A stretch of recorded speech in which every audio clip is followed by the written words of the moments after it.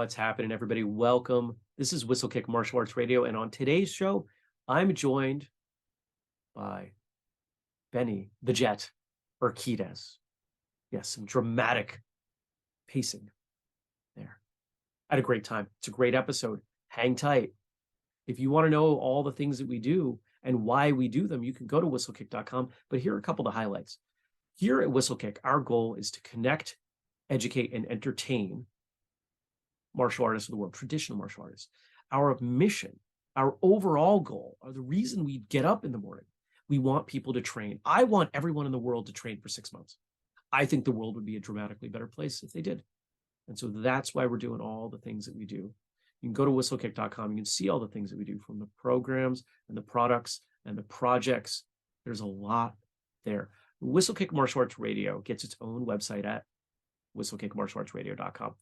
Because there's so much there that it needs its own website. We do a transcript for every single episode. You can load it on your Kindle and read it. If you really want to process what somebody's saying, read while you listen to them. Or you could take it and you could search it. If you're looking for what are all the episodes where somebody talked about this particular famous person, Matosi, if you want to, who talked about James Matosi in their episode, you can search that at the Martial Arts Radio website, as well as sign up for the newsletter and leave us a tip and other cool stuff. But if you really want, the biggest way you can support us, it's our Patreon. The number one thing I would ask of all of you, please join our Patreon. $2, $5, $10. We have different tiers in there because you derive different value. Some of you throw a bunch of money at us. Some of you throw $2 at us. I am equally appreciative because you're doing what works for you, and that's the beauty of this whole setup. Today's guest is someone that we've wanted on the show for a very long time. I had my first conversations with people who knew Benny the Jet, Sensei Benny, 7 years ago, talking about how to make this happen. But of course, 7 years ago, the show was very small and it was just me. But here we are, and Andrew made it happen. Really, really pumped. I love having Andrew on the team. Thank you, Andrew. What we have today is me chatting with Sensei Benny for just shy of an hour. And we talk about, some of his competitive stuff. But more so, we're talking about his philosophy. We're talking about why. We're talking about him as a kid.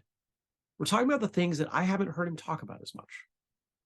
You can go look up somebody's fight record. That's pretty straightforward. But what about what makes them tick? What about why they continued to get in the ring? What about why, in this case, they had a career, a competitive fight career that spanned so many decades? We talk about that stuff. And I think at the end, you'll come away with a far better understanding of not only this man, but what it means to be a champion. So here we go. We got it. We're good. Yeah. I'm good, thank you. I'm glad we're doing this. Been looking forward to this. Looking forward to talking to you. This is just kind of my process. Okay. How'd you get started training? When did that happen? Why did that happen? Well, let's put it this way. My mother was a professional wrestler. My father was a professional boxer.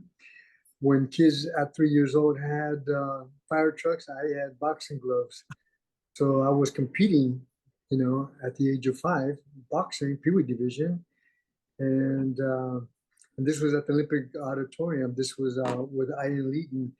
Sensei Jean LaBelle's mother owned it. And so, it was my mother wrestled there. Okay. My sister did holds 3 titles in 3 different divisions and 3 different sports. She did roller derby there. She was on the LA Bombers there. Okay. And I fought there at Pee Wee division. My brothers and I, we boxed there. At 5 years old, I was already boxing there. So it was a family affair from the beginning. You probably don't even remember when you started, it sounds like.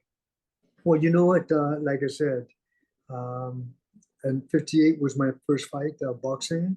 Yeah. And 95 was my last fight. Yeah. In kickboxing. So 6 decades of warfare. I'm just thankful I can still understand myself after all these years of warfare. It's been a lot of fighting. There's 9 black belts in my family, and there's 3 champions in my family. So we all, it's what we do. Yeah. Why?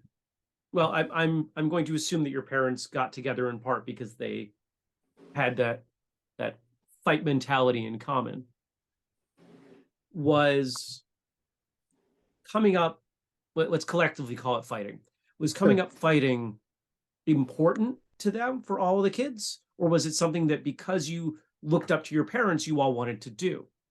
Oh, no, no. Actually, my oldest brother, Arnold, he was actually doing Kimpo karate with Birozaki.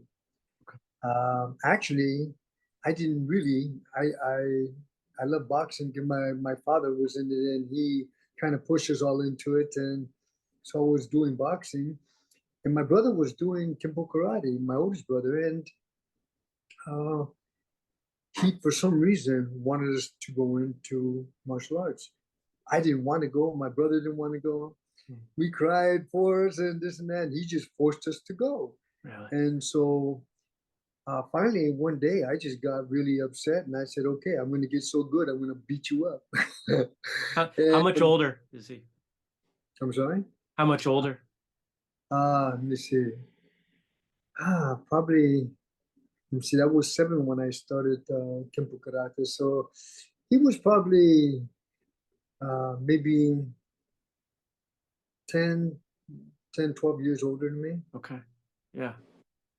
So So, enough that was going to be a tall order. well, you know what? I didn't, I'll put it this way, I didn't really want to do martial arts. I was so into the boxing that, so in that, Birozaki was my first karate teacher in Kimpo. And what happened is he loved me because I had this fighting spirit as a young kid, and but he always constantly I was constantly being in trouble, hurting the kids, hitting too hard and so forth, and constantly washing the window, washing the mirrors, washing the floors, taking the trash out, and basically it's what my I don't know why me, but my brother, my younger brother, I thought he was just as crazy as I was, when we were youngster, but they never, you know, made him do the mirrors and so forth. But it was for some reason always me. I was always cleaning the mats, cleaning the mirrors, taking the trash out, and so forth. So I think I just think that Durazaki really liked my fighting spirit. Even though all my brothers, 9 black belts in my family, there's 4 champions in my family, but for some reason they tend to wing me more, no matter what style. So my brother went from Kempo, he went to Shotokan. He started my oldest brother. So we kind of, I liked all styles. I like the hard and soft styles. And even though I was already a good gymnast, not even actually being taught, but I watched and I seemed to mimic. I had no fear whatsoever. And I was doing round out, flip flop, back flips as a youngster. And so my brother used to get really embarrassed when we used to go to tournaments and I would do katas. I would do, dance of that, what they call dance of death forms and so forth. But I would get real creative and do backflips and, because I liked, and my brother always used to look at me and say, quit with that lafufu stuff. And that's what he would call it because I was mixing. Because back in the 60s, you don't mix styles. People weren't doing that back then. That's it. It was almost like you stayed in one style, that's it. But I love the soft styles. I love the hard styles. And I was behind my brother's back. I would go and learn, white crane kung fu. I would learn some taekwondo. I would learn whatever that was out there. And then from boxing, I started Kempo Karate, and then there was this judo. I can't remember his name; it slipped my mind, but he was incredible Japanese judo champion. He would be doing judo, so I started judo.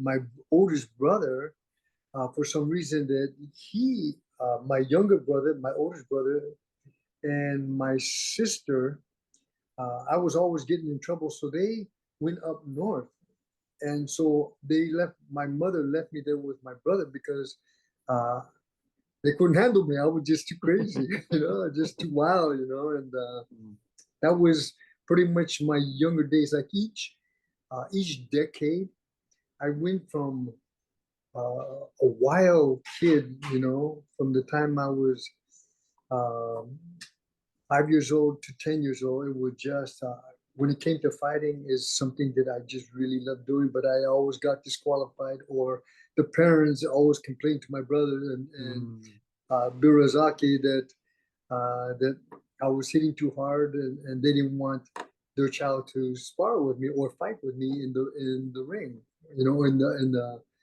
at the tournaments. Yeah.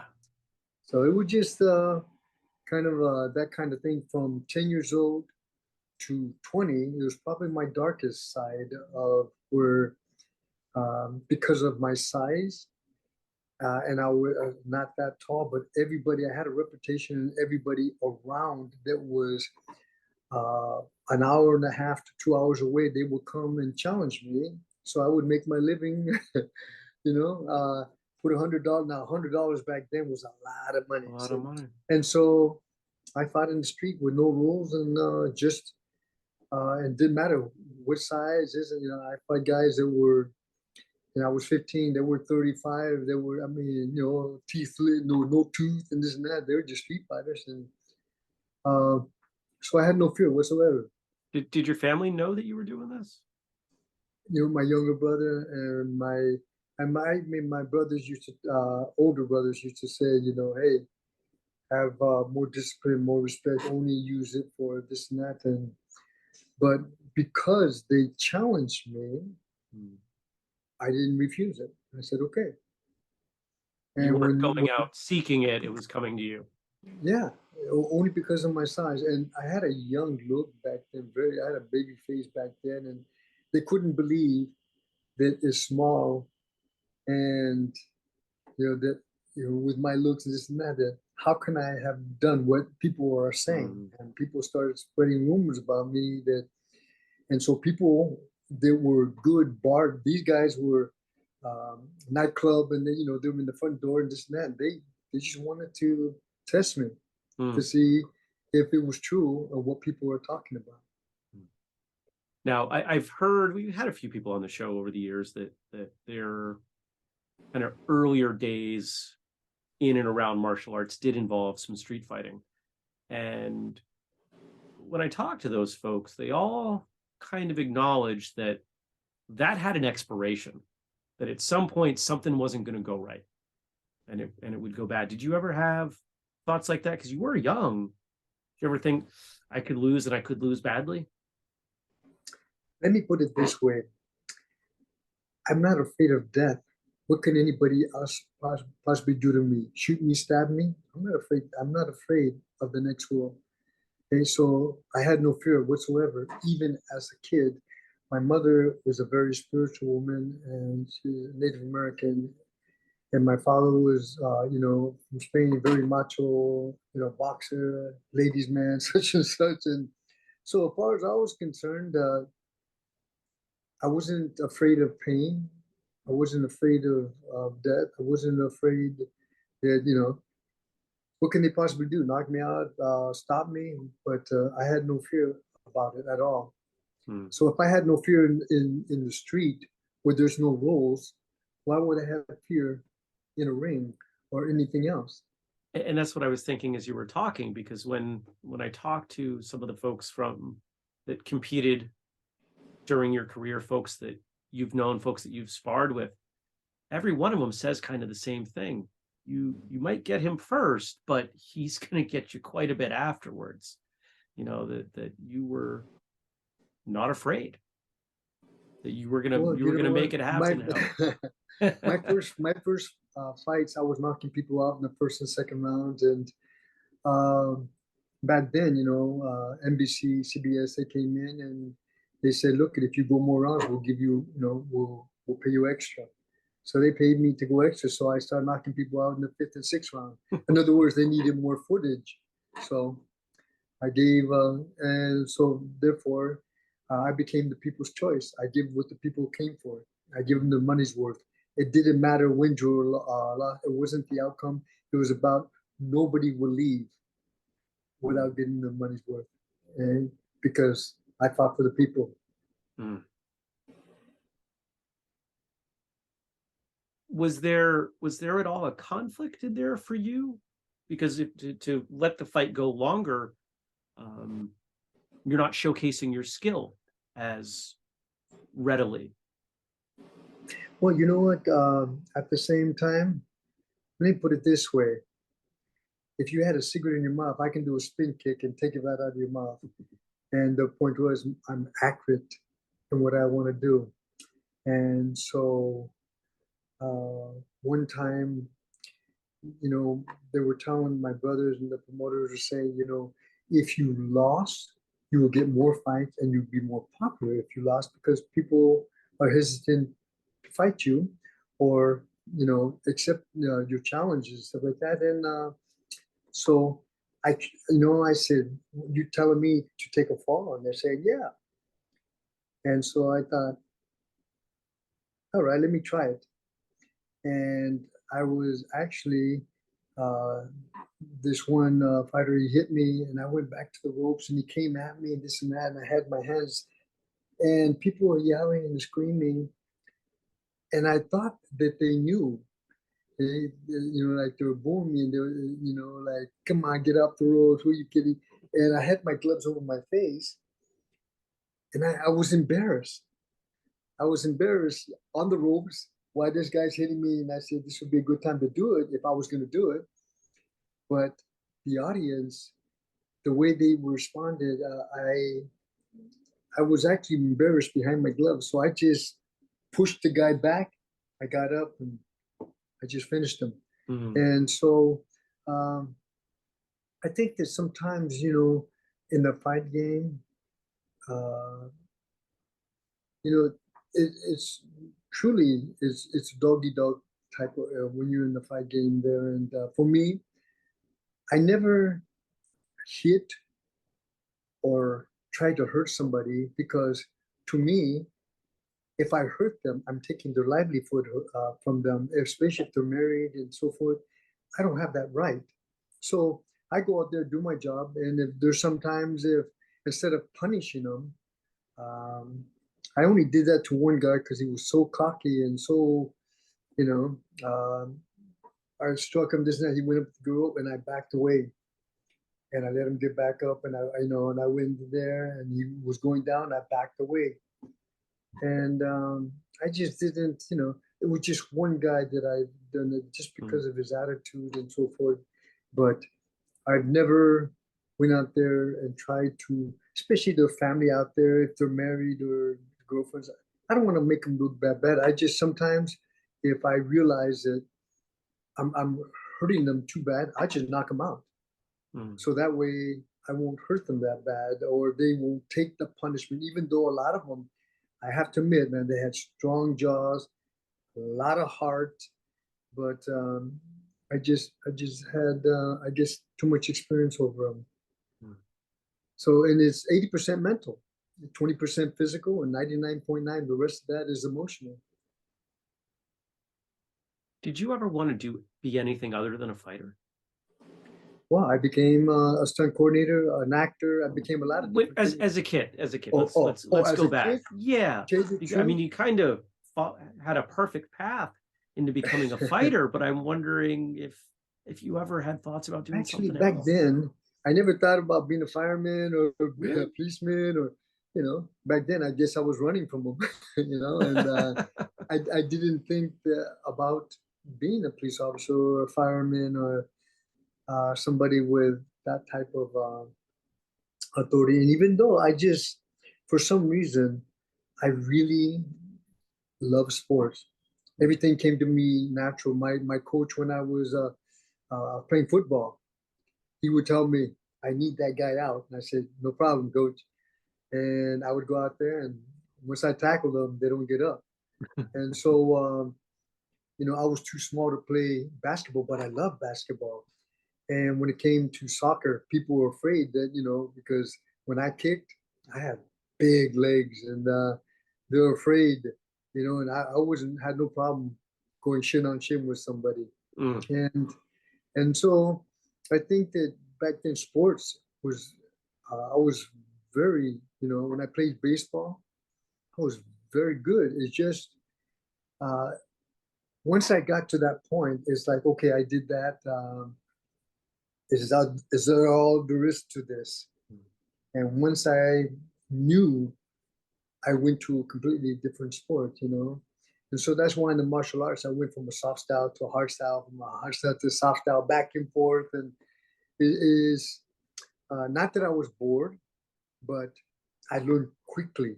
I picked up quickly. If I can, and you know what? At the age of 14 years old, I already had my first title, and I had the biggest fighting school. It was called the Samurai Dojo in Sunland, Tahunga.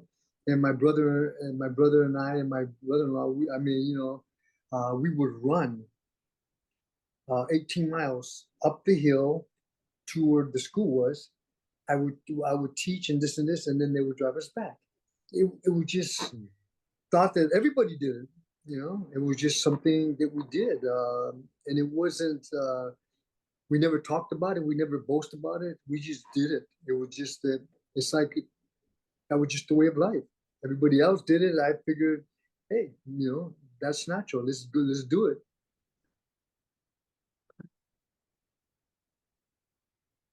When, how do I want to say this? When did you realize that fighting could be something that was more than street and amateur? When did you realize fighting, because you're in that early generation of kickboxing, when did you realize it was something that was going to be big and it was going to take you all over the world? Well, let's put it this way. In '65, at the internationals, Bruce Lee came in and did an exhibition and was showing the four finger strike, you know. And so he had this one guy about maybe 250 and about 6'3", and had a metal plate on his chest. And he was in the back stands holding this, you know. And so Bruce Lee had his fingers on this metal plate. And he was talking about internal power. My mother used to talk about internal power. I never understood her, what she was talking about. And I used to tell my mom, I don't understand. And she said, you need to experience life a little bit more to understand what internal power is. And so I was sitting down on the ringside of Bruce Lee was talking. And so I didn't understand because he had a really accent, and I was trying to understand. And when he talked about internal power, my ears got up and I sat up and I said, that's what my mother was talking about. So he talked about how he generate this power, went up, and then he went, oh, and he hit this metal plate. This guy went 4 feet over, hit the chair, went over the chair. I jumped up and I said, I want to do that. And so after that, I told my brother, I said, can I spar with him? I didn't know who he was. And my brother said, you don't have enough experience. So I beat every tournament there was. And I said, now can I spar with him? He says, you don't have enough experience. So Mr. Parker on the Elvis Presley, he had an Elvis Presley team, and he announced everybody in the United States will come and fight each other because they were going to do a team for Elvis Presley. So I went and we fought domination and fought, and there was 5 of us. I was on the team. I was just 17 going on 18. And so I became on the Elvis Presley team. So we went to Europe. We fought in Belgium, and everybody would say, all of the team, you know, would look in and say, who's going to fight Lemons? And I said, I'll fight him. And they said, and they all looked at me because these guys are much taller, much bigger, and they're looking at me and they thought, okay, you fight them, because they thought I was going to be the sacrifice slam, you know. And I went, I shouldn't say, I mean, I went out there and my first kid, he went down. I went there, rubbed his legs, everybody's laughing because I didn't want it to end. And he got back up and I ended up beating him. And then from there, we went on to England, to Germany, to, you know, different places and so forth. And so I came back and I told my brother, now can I spar with him? He says, you don't have enough experience. By then I'm thinking, what do I have to do?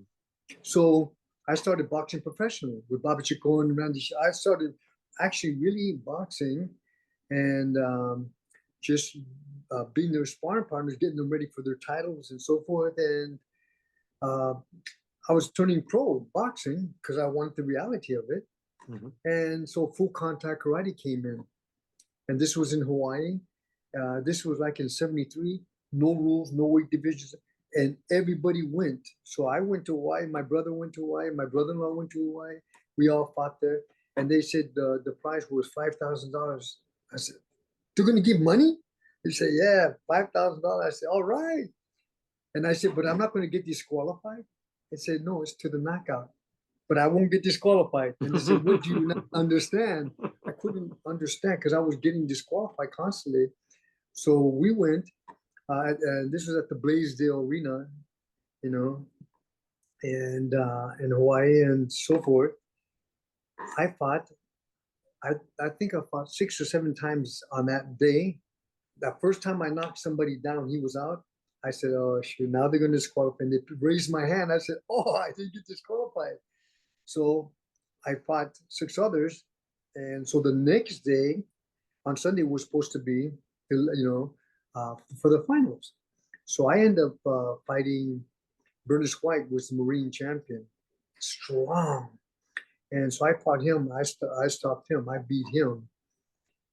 And then it was my brother-in-law Blinky was fighting Dana Goodson, and Dana Goodson's 6'3", 245 pounds. He's the favorite.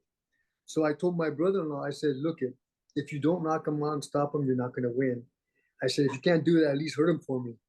And so my brother, obviously, they went the distance, and besides, they didn't want me to fight.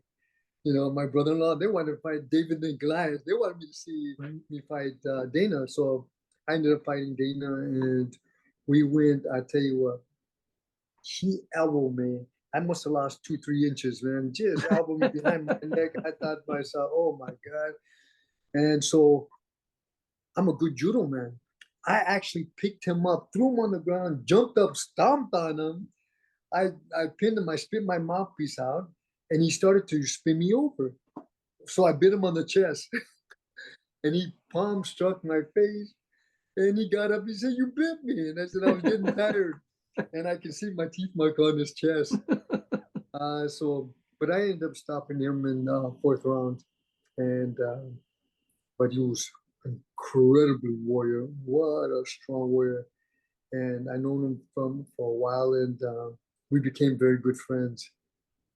But that was my first title in no rules, no weight division. So you want to talk about UFC? Then there was no rules, no weight division, no nothing, just whoever elimination. So I ended up stopping. So I came back, told my brother, now I deserve to spar with him. And then he passed away. So I never had a chance to, but he gave me a lot of inspiration to actually go out there. And so I ended up training Shannon Lee, and I trained her for 10 years. And I trained actually, I got her ready for her first movie. And so we both, she started, I co-starred in the movie, and taught her how to picture fight and so forth. And the rest is history from that point on. Wow. I'm sorry you never got to do that, but it's kind of neat that in an indirect way, right? You got to take something that you learned from him and take it out into the world, and then bring it back to teach his daughter at a time when he wasn't there to do it for himself. That's I got to think that he would appreciate that. You brought up something kind of interesting, and it's something that we've heard on the show, quite a few times. In this early generation of full contact martial arts in the United States, you'd beat the tar out of somebody, bite them, and then become friends with them later. Well, it doesn't take much time on television or the internet these days to know that the highest level fighters do not usually become friends with each other. What's different? What's different now versus then? Well, nothing's changed for me. But back then, to me, I've never hit anybody out of anger. out of it, trying to hurt them and so forth. To me, it was a sport. And I was introducing the sport around the world. And I understand the rules. Okay. And when you go to a third world country, there is no rules, but I still never wanted to hurt somebody to a point where I would take their livelihood from them because I don't know if they're married or not, and I don't have that right. But at the same time, I'm a good finisher, and I never hit anybody out of anger or bitter and so forth because then it wouldn't be a sport to me. Mm. Then it would be a street brawl. Then I might as well take it to the street because then that's what it would be. But even though when you go to third world countries back then in the 70s, there was no rules. For me, I was fighting an opponent.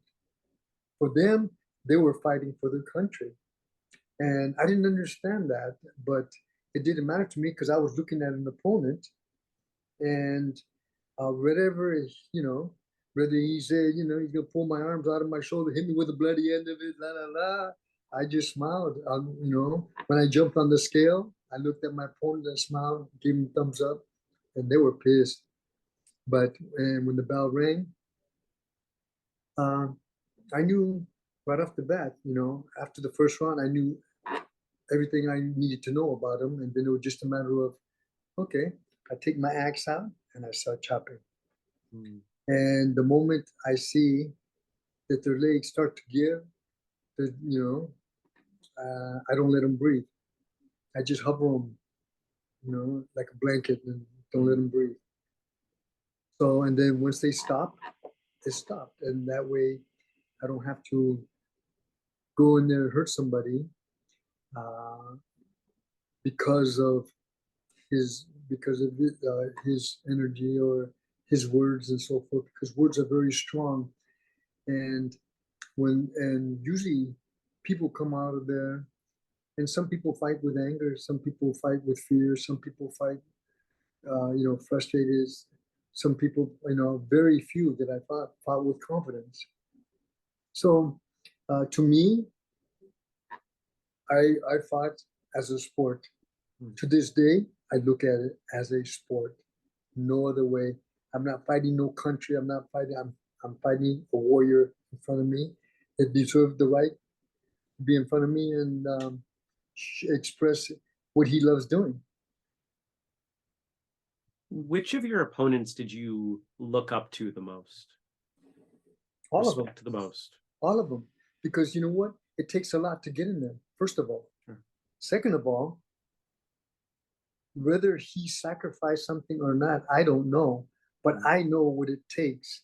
When people were sleeping, I was running when it was dark, in the morning. When people were eating, I was training. I know what it takes to be the best, or not like I wanted to be the champion. It never came to my mind that I want to be a champion. But I had the right. I trained and I had the right to go out there and perform for the people.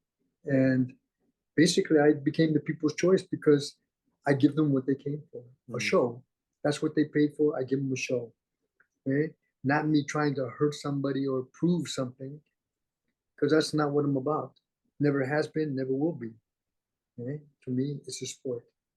When I do self-defense, it's self-defense. When I teach people a way of life, not to the visions of your eyes and how you look at something. I will teach you 4 or 5 different ways of the way you look at it that you may have others to pick from. I've always thought I was a better teacher than a fighter. To this day, I thought I was a better teacher than a fighter. Did you enjoy teaching, or do you enjoy teaching more than you did fighting? Let me put it this way. I can fight because I can, and I'm gifted with that. But I love teaching. I love teaching somebody that they can see the potential of themselves. So I give them a chance to mirror their truth. Because if I threaten you, everything you hide under your bed in your closet will come up. I get a chance to reprogram that and the way you look at it, and how I can show you some other ways to look at it that you may continue on your journey without that anger, without that fear, without that frustration. Okay. How did the move into movies and stunt work happen? So I'm sorry, repeat that That's again. okay. How did you move from because if I have my timeline right, you transitioned, I shouldn't say transition, but you started doing work with film long before you were done fighting. That's right. My first film was called Down the Drain. I think that was in 69, 70. And then the movie that came out, Force 5, with Joe Lewis, Bong Joon-ho, and all the Richard Norton and so forth. That was in 72, 73, I think, somewhere around there. Um, you know, when it comes to when I say I can teach, if I can see somebody do something, I can break it down in my head and teach it and not even knowing it. But if I can see something, I can break it down in my head. It's just the way my head works. Uh, I'm a developer. I like designing. So I've been designing gyms and equipment in almost in 73. I started the safety kick, safety chop. I mean, I'm talking about shin guards and gloves and stuff like that. Mhm. I started designing way back then. And only because, again, I understand the body well. My mother always taught me that, to go out there, but more mental, to be able to lift somebody up instead of take them down, instead of drowning them, lift them. Even though they're competing against you, make them feel good. So I never want to take somebody's livelihood from them or in front of their family, make them look so bad that, and humiliate them. I don't have the right to do that. So no matter what country I've been to, my mother saying, my mother's teaching that I want to lift somebody up. I don't want to Mm. bury them. I don't want to take them down and make them feel and belittle them because I have no right for that. And so I don't. When I perform for the people, but I don't go out there and try to belittle my opponent because it takes a lot of courage, it takes a lot of dedication, and it takes a lot of pain to get to that point. So I know what it takes to get there, and I don't take my opponent for granted. I don't care if they're saying you're going to knock them out in the first round easy, and I train extra hard, okay, just so I make sure that that will happen, that I can Mm. stop them. But I take nobody because all it takes is one punch to turn something around. That's all it takes. And so when people tell me he's easy, I say, hey, he earned the right to be in front of me. Therefore, it wasn't easy. It's not easy to jump in front of me because I work extra hard, okay, to jump in front of my opponent. I take nobody for granted. How did your preparation for a fight change? I would imagine you got better, you came up with different strategies, different training regimen as you moved Yeah, forward. you know what? I was, you know, before the sun came up, I trained 3 times a day. Mhm. Way back then, we ran. We ran at 4:30. 4:30, quarter to five. We were running when the sun was coming up because that is when the most powerful energy.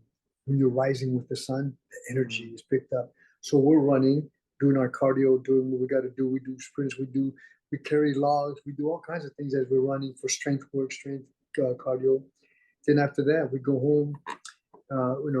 We freshen up, we eat, and then at 12 o'clock, when the sun is over our head, so between the sun being over our head, hey, we say between Earth and the sun, we're right in the middle, and that sun is beaming energy right through us, right through the crown of our head, right to the bottom of our feet. And that's when we do all our sparring, our heavy work, sparring, focus, bag work, whatever we're doing, the heaviest will be at 12 o'clock. Mm. And then 6 o'clock at night. So it was 6, 12, 6. So when the sun was coming down is when we get real creative, create new technique. Mm. We meditate. because 80% of it is mental. The I am concept of what you tell yourself. And so even on the reservation, this is basically what we did when the sun come down. You know, you go through sweat lodge and so forth, but it was a way of turning yourself inside out, mirroring your truth and whatever that may be. And so to this day, my wife and I, my son, we get up when the sun rising, we're running. And 12 o'clock, I'm teaching others to do what I did because they got the best of me right now. So I give them the best of what I know to be true to me. And then at night, I teach people how to strengthen the I am concept of what they say, who they are, and what they believe in on their journey. I give them a journey that they may look at themselves to this day. We started doing this at 12 o'clock your There time. you go. There you go. Good time. That's all that bobbing and weaving right now. You know? I love it. I love it. It's clear just the way you're talking about it that if I can use the word spirituality, if that seems appropriate, that's Sure. important for you. Having faith, having something to believe in seems to be a common thread among successful fighters. Was that something that you think you had to, that without it you wouldn't have done what you did? You know, I'll put it this way. I don't second guess of what it could or should have been. All I know is what I believe at the moment, which right now I'm in the moment of today. Mm-hmm. And they say, well, what do you know, tomorrow? I said, well, you know what? I don't know about tomorrow. All I know is I'm in the moment of today. In the moment of today, there's no regrets. Mm-hmm. I'm, you know, people I meet, people I teach, people this and that. I give them the best I have for today. If my eyes open up tomorrow, I'm very thankful that I have another day to do what I love doing, be with people I love being with family, and passing on a message that they will do something better than I did with it because they got the best of me right now. I'm sure, because you know we're recording this the day after the passing of Fumio Demura, and so this has been on my mind, and I saw what you had written on Facebook about him. You've had the chance to train with, to my knowledge, everyone. I'm not, there isn't anybody I know of, you know, with a prominent name that you didn't have the opportunity to work out with, at least if you wanted to. Do any of them stick out as training partners that really challenged you or changed the way you thought about things? Well, you know, the challenge is always there's no better teacher than experience itself. And so I had students that are very good. Never challenged. I never felt mentally, physically, or spiritually challenged from them. I felt a lot of love and respect, but they know that we're playing a physical game of chess. And I hit them hard enough to know that if they don't block it, I will hit. I won't miss them. I will hit target and let them understand when you're in front of somebody, it's almost like a warrior, a samurai in front of you. There's nothing but respect, okay? But at the same time, you're playing a physical game of chess.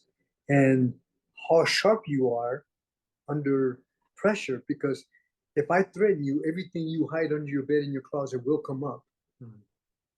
My job is to get that emotion up, that you may look at it and see what it feels like, so nobody else will do that to them. And so I've never felt threatened, not with any of my students or my opponents, because again, all they can do, I mean, if they knock me out, I get a chance to come back and say, let's go again.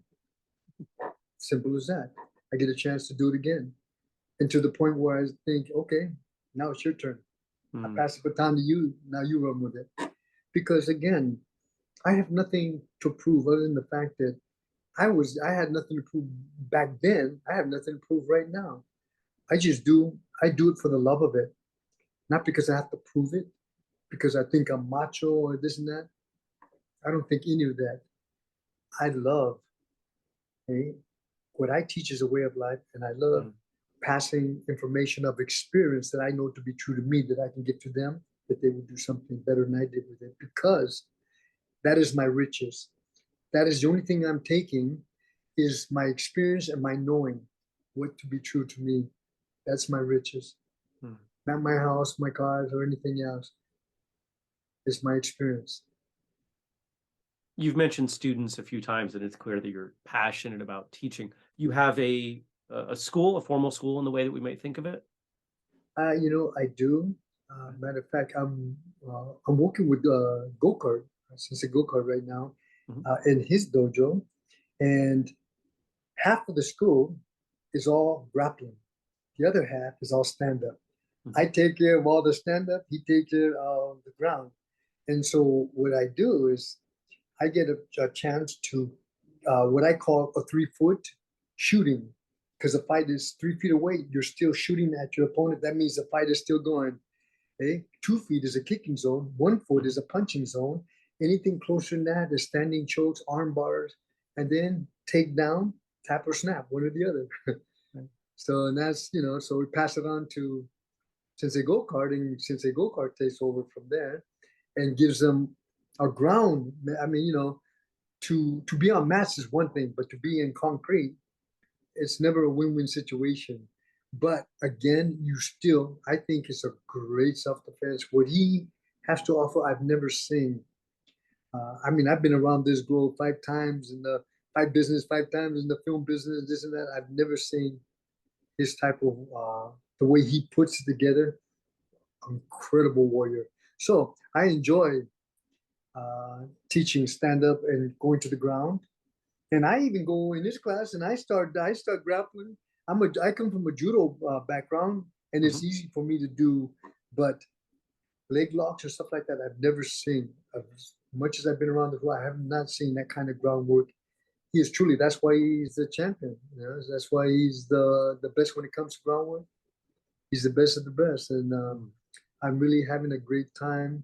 We've known each other for many years, and they got me ready. Him and Sensei Jean LaBelle, and I know Sensei Jean LaBelle since I was 5. So, and he's the master of disaster. Anyway, that's where that's at. What does a class with Sensei Benny look like? Is it, I can't imagine it's standard. You've got your own flavor to things. If I took a class with you, what would it be like? Let's put it this way: you'll never be the same when you come in and when you leave. Right? Because to me, 80%, I start downloading you mentally and how it works and why it works. And the good part, so you have a good understanding why you're doing what you're doing. Okay. Second of all, then the physical part, I showed you how to use a right cross, but I show you how to defend the right cross, and I show you the power from it. Because if I just say do it like me, they're not like me. But if I give them an understanding and they will move at their own pace and develop it, that's the key to be able to get them to understand the leverage and the power of it. The key is to be confident and relax while you're standing, and learning what I call big eyes, learning to move forward. That's big eyes. Small eyes is when people come like this and they start to go back and their eyes start to get small and squint. Is because it's a fear base to me when we were young. People do this and this, and they close their eyes or they squint when something happens. I call small eyes. So I teach all my students to have big eyes so they don't miss nothing. Makes sense. Okay.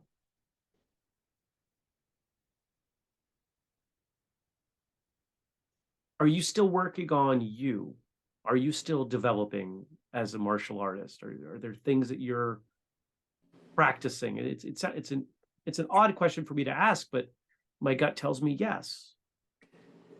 It's never odd. It's because, again, you're absolutely right.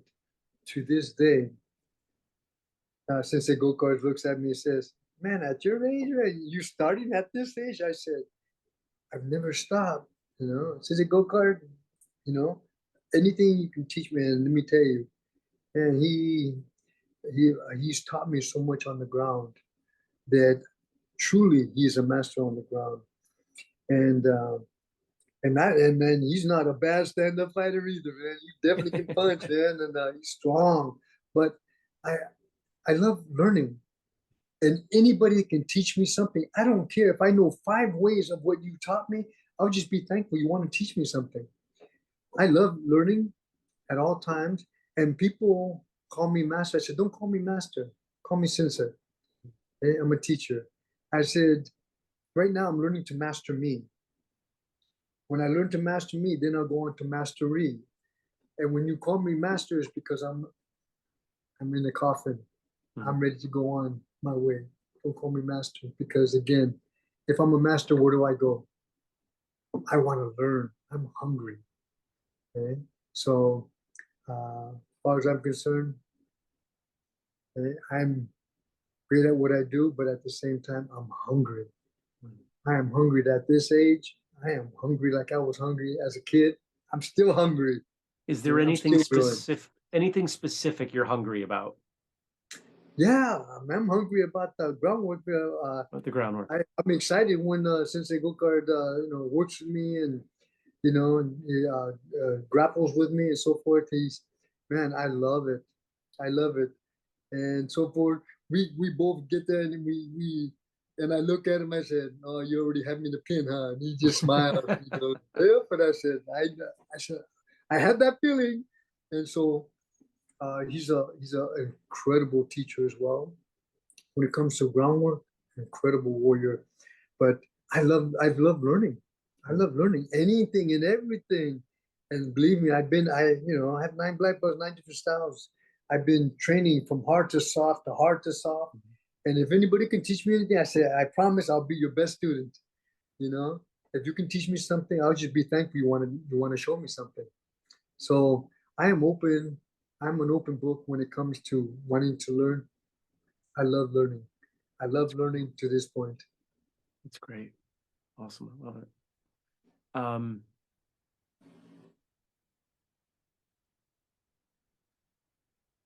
is there anything you want to say? Anything I didn't ask of you that we're getting towards the end here, but before we do that part, is there anything that I should have asked you? Well, let's put it this way. I myself is everybody has my past, but I'm not my resume.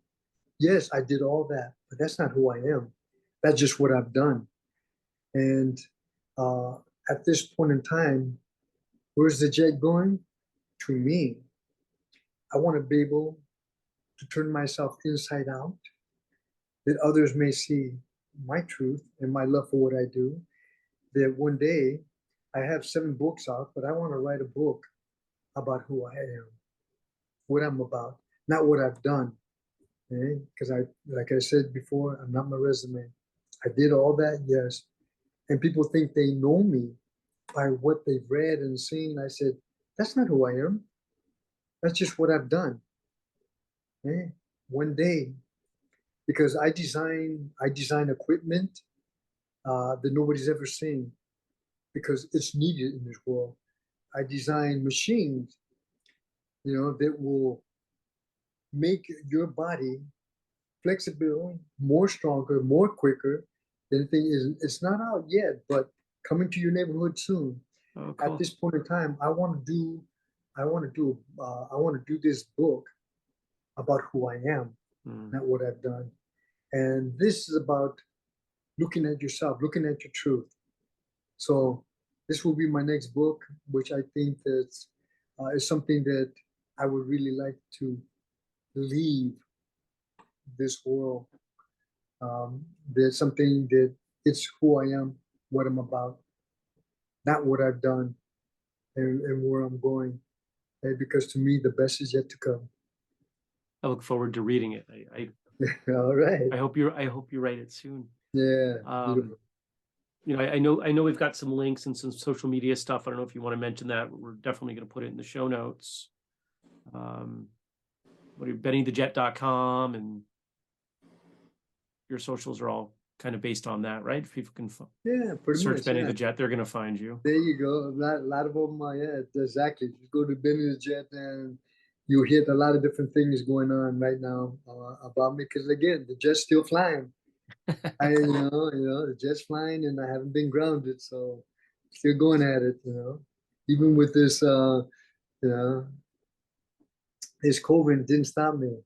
Didn't stop me at all. But at the same time, everybody is different in what in their feeling on their journey. And so, but my journey was about the love for who I am and for what I do in the moment of today, one day at a time.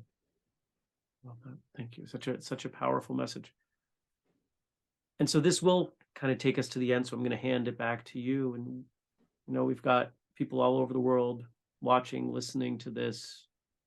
What do you want to leave them with? What are your last words for our conversation? For everybody that actually is watching this, that you may have the courage, because all it takes is 10 seconds of courage to do something. Staying at 10 minutes, I guarantee it will change your life. Why? Because a lot of times we bail out on ourselves, and instead of having the courage to do something that you're afraid to do. But if you can take 10 seconds to make up your mind, I'm going to do it no matter what, and go on there and stand with your eyes closed, and then open up one eye and then open up the other and say, wow, nothing happened. It's only because you created. And so if you can have 10 seconds of courage, staying in 10 minutes, I guarantee you it will change your life. I hope you enjoyed this episode. I really did. It was an honor to talk to Sensei Benny. If you take a look at the folks from his era, the folks who, in my opinion, really set martial arts in the West on its path, we've talked to most of them. He was a notable name missing from the list. And I'm so pumped and I'm so proud that we got to bring you this episode. Sensei, thank you for coming on the show. Thank you for your kindness, your generosity with your time. Thank you for your openness with our conversation. I truly appreciate it.